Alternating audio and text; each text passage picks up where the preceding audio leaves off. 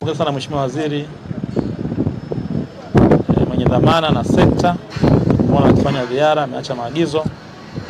Tukasema moja ya kazi yetu ni kufuatilia maagizo ya viongozi wanaosaidia kazi Mheshimiwa Rais ili matarajio ya serikali hapa yaweze kutimia. Niwapongeza sana TANROADS. Tumefarijika sana na maelezo tuliyopewa leo ya mradi. Sio tu umetupatia maelezo, lakini tumeona tofauti na ziara ya mwisho, leo vitu vingi sana vimebadilika. Nimetaka niviseme vichache. La kwanza, mara ya mwisho tumekuja hapa, mnara ule wa kuongozea ndege haukuwa kwenye sura ile.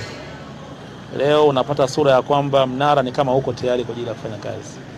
Lakini ya pili, tulikuwa tunapewa hadithi nyingi za eneo la parking ya maegesho ya magari. Tulikuwa na maegesho ya magari 500 na nini, lakini huoni ile kazi kwa imeanza. Lakini leo ukigeuka ukiangalia hapo unaona panatimka kweli kweli vumbi hapo, matengenezo yale ya maegesho yakiendelea. Na mimi nafahamu kazi ya leveling hiyo imekamilika. Tunafanya tu kazi ya mwisho kwa ajili ya kuweka pavings tayari parking iweze kufanyika hapo.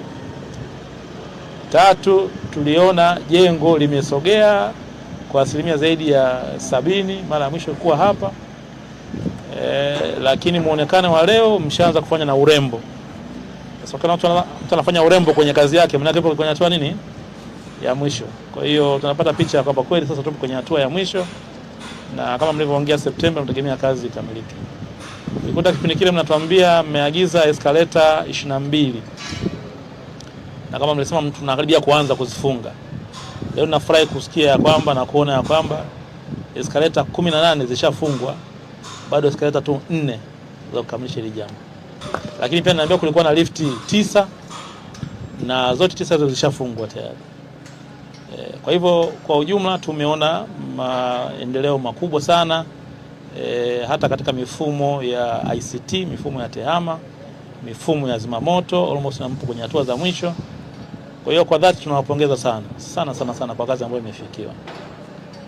Ni rai yetu sasa mambo machache muendelee kuyaangalia pamoja na pongezi hizo. La kwanza ni kama tumeshakula ng'ombe mzima sasa, si ndio?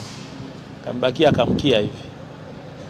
Sina yakini mkia ukikatwa kwenye ng'ombe maisha yake yanakuaje. Mimi sio mfugaji, lakini inawezekana akapoteza uelekeo.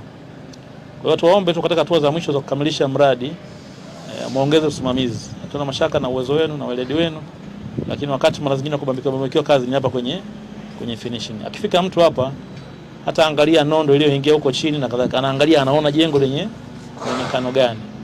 Kwa hiyo tuwaombe msimamie kwenye hatua hii ya finishing ifanyike per standards.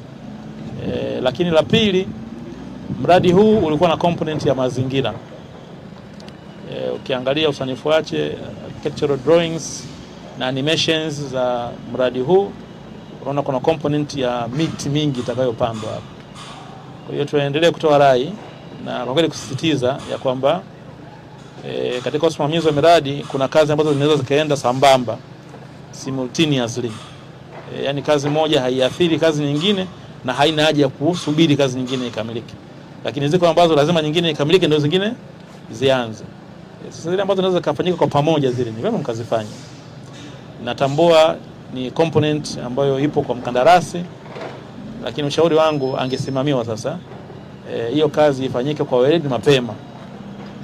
Niendelee kusisitiza ni vema akapata subcontractor mbobezi kwenye mazingira, alafu akasimamiwa sio tu kupanda miti ni ngapi, miti ya aina gani, ya kivuli sio maeneo gani, ya kupendezesha maeneo haya ni yapi, wapi patakuwa na bustani, maeneo gani tutaweka vivutio fulani hivi vya kutambulisha Dodoma. Yaani mtu akiona sema ile airport ya Msarato Dodoma na kadhalika.